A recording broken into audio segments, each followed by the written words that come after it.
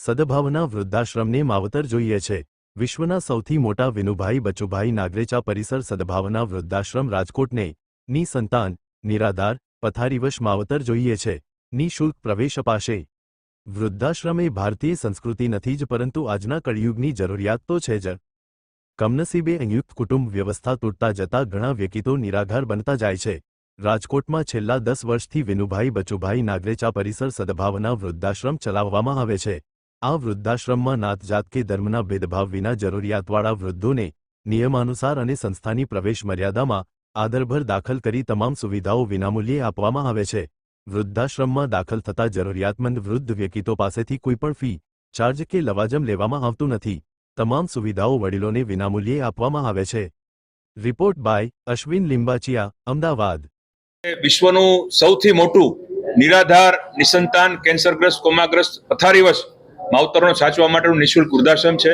75 વીઘા જમીનમાં લગભગ 20 લાખ સ્ક્વેર ફૂટના બાંધકામ સાથે 1400 રૂમ સાથેનું આ સદભાવના વૃદ્ધાશ્રમ। ખાસ અમારો આવવાનો આશય એ છે કે અમારે માવતર જોઈએ છે।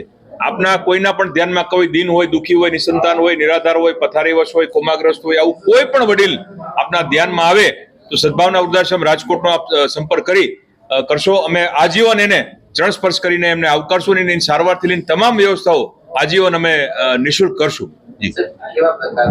આખી જિંદગી નોકરી કરી હોય, ધંધો કર્યો હોય, ચોકીદાર હોય, રિક્ષાવાળા હોય, કોઈ રસોઈયા ભાઈ બહેનો હોય, એવા વડીલો કે જે નિસંતાન છે, એને કોઈ સંતાન નથી, કોઈ આગળ પાછળ કોઈ પ્રકારનું કાંઈ છે, કોઈ આવકનું કોઈ સાધન નથી, કોઈ બીમારીથી પીડાય છે, કોઈ પથારીવશ છે, કોઈ કોમામાં છે, કોઈ કેન્સરગ્રસ્ત છે, કોઈને કિડનીની તકલીફ છે, ડાયાબિટીસ, બ્લડ પ્રેશર પ્રકારની કાંઈક વૃદ્ધાવસ્થામાં લગભગ આ પ્રકારની બીમારી ખૂબ થતી હોય છે અને એને સાચવવાવાળું કોઈ નથી।